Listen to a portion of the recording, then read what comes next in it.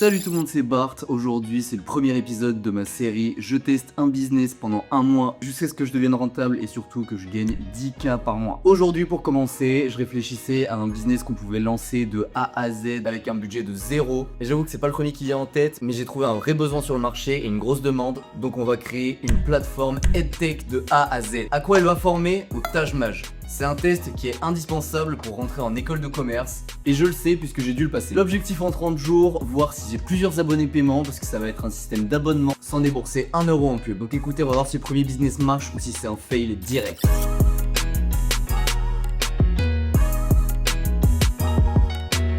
Bon alors pour commencer, c'est quoi le Taj Mahal? En gros, pour rentrer en programme grande école d'une école de commerce, il y a deux façons. Faire une prépa pendant 2 ans avec énormément de travail, des cours le samedi, tous les jours 8h, 19h, etc.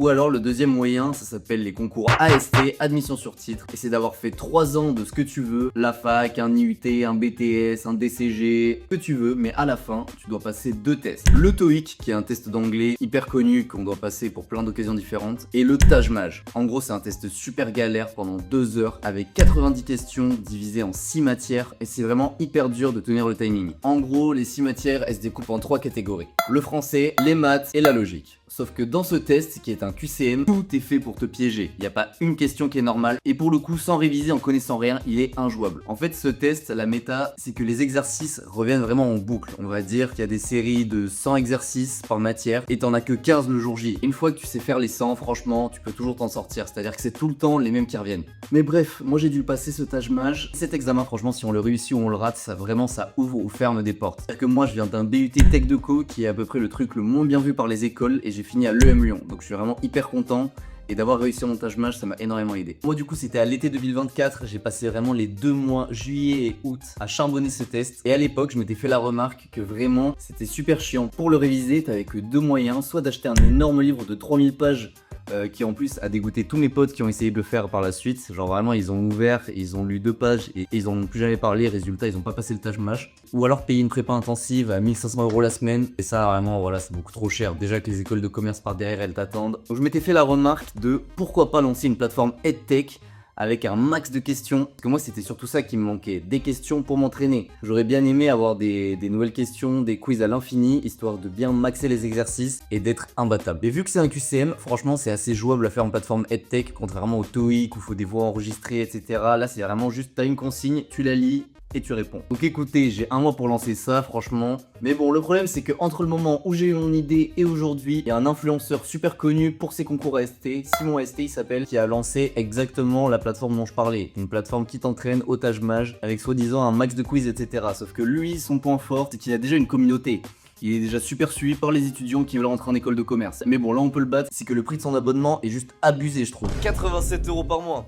C'est-à-dire que c'est plus cher que le livre, donc moi je sais pas, il y a pas un monde où j'aurais pris son abonnement. Surtout qu'on sait pas vraiment ce qu'il vaut. Moi l'objectif ça va être un abonnement à 20 € par mois. Franchement je pense que j'aurais été prêt à les mettre, et même les étudiants, s'ils ont déjà le livre à côté ou quoi, ils ont pas envie de se rajouter une trop grosse charge. 70, je trouve ça beaucoup trop. 20 € par mois, il y a moyen d'être rentable assez vite, parce que c'est pas non plus excessif, mais ça peut vite augmenter avec le nombre d'abonnés. Le truc c'est que cet examen il est archi repoussant. Le site pour le présenter il est affreux, en lui-même il est dur, il est pas flexible. Franchement c'est pas du tout un moment de plaisir. Donc moi ce que je trouve qu'il faut faire, c'est vraiment une plateforme clean, épurée, vachement inspirée des trucs comme En Voiture Simone, qui est une plateforme en fait qui aide à réviser le code, qui pareil, le code c'est chiant, a décidé donc de tout miser sur l'aspect ludique, joyeux, etc. Là il va s'agir de cibler des jeunes, donc il va falloir être efficace, épuré, simple, tout en restant ludique et en donnant envie. Bon, pour le nom, moi je trouve qu'un nom d'entreprise c'est vraiment la dernière chose qu'on choisit, c'est absolument pas ce qui te fixe. Donc j'ai regardé les recherches Google les plus faites en rapport avec le Taj Mahal, et du coup ce que les gens cherchent c'est comment interpréter son score au Taj Mahal. Parce qu'en plus même le système de notation est chiant, c'est-à-dire que c'est un score sur 600 alors qu'il y a 90 questions, enfin c'est un peu n'importe quoi. Donc écoutez, j'ai décidé de tout simplement l'appeler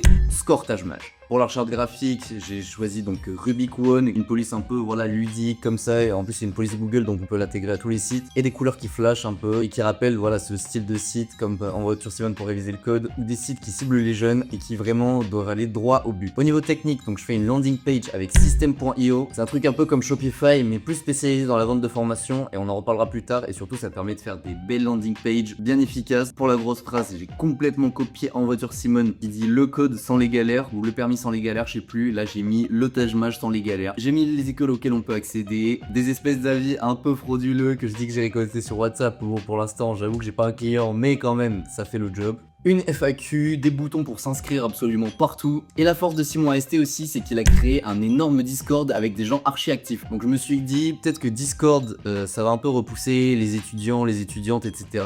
Franchement, c'est une plateforme, moi que j'aime pas tellement, je trouve ça pas très ergonomique et même ça peut en repousser certains. Donc j'ai décidé de choisir Telegram. Moi, je le trouve plus simple d'accès pour les communautés, un peu les trucs comme ça.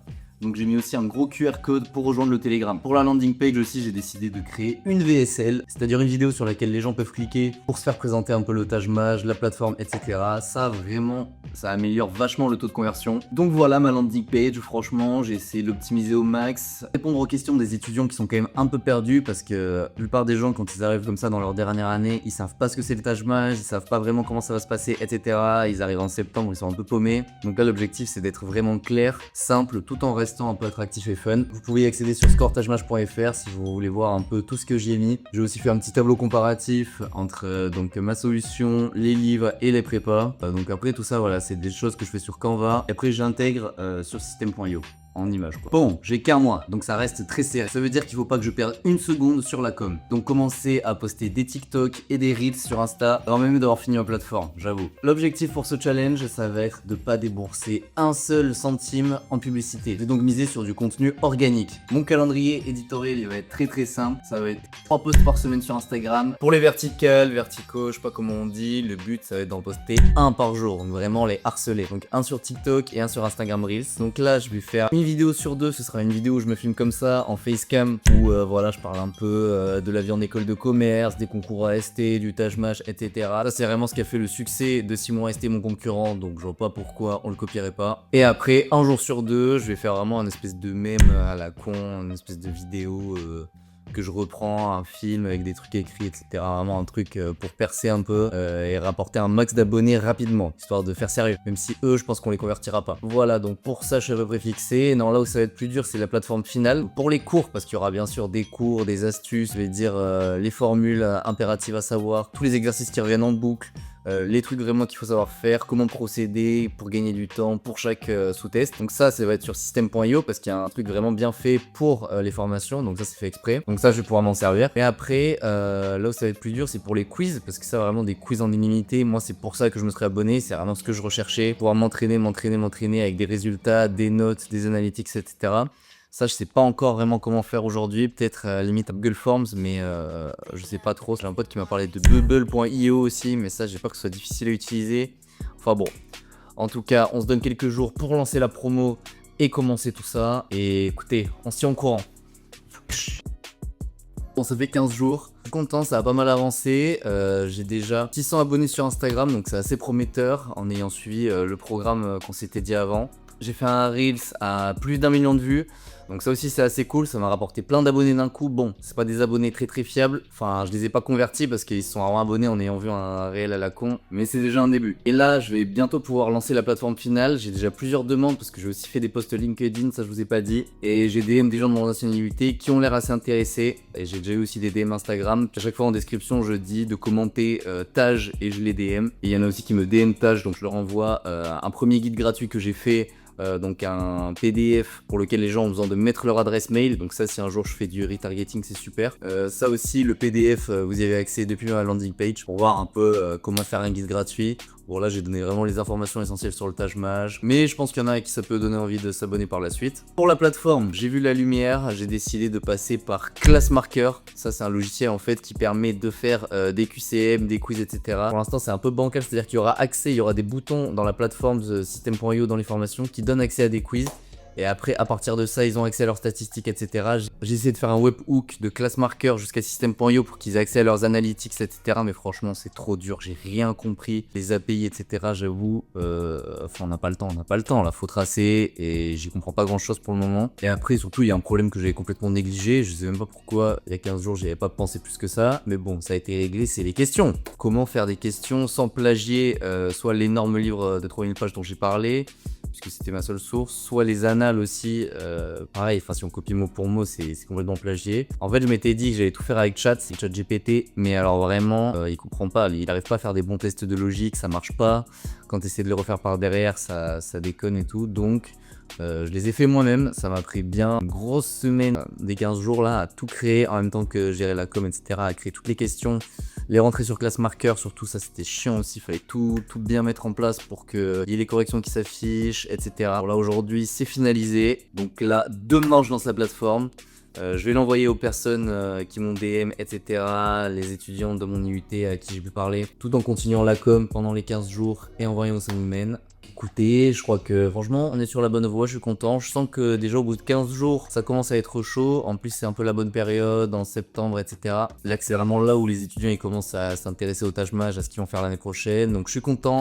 C'est quand même assez chaud comme marché et on va voir si dans un mois ça va mordre quoi. Bon, allez, sur ce j'y retourne. Ça tâche maths un peu par ici.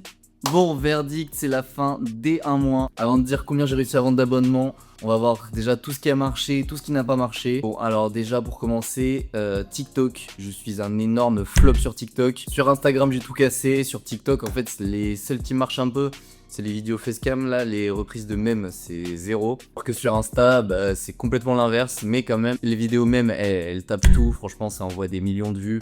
J'en ai plusieurs, j'en ai un 5 millions, j'en ai un 3 millions, 2 millions je crois. Donc ça m'a rapporté pas mal d'abonnés. Aujourd'hui je suis à la tête de 3200 abonnés.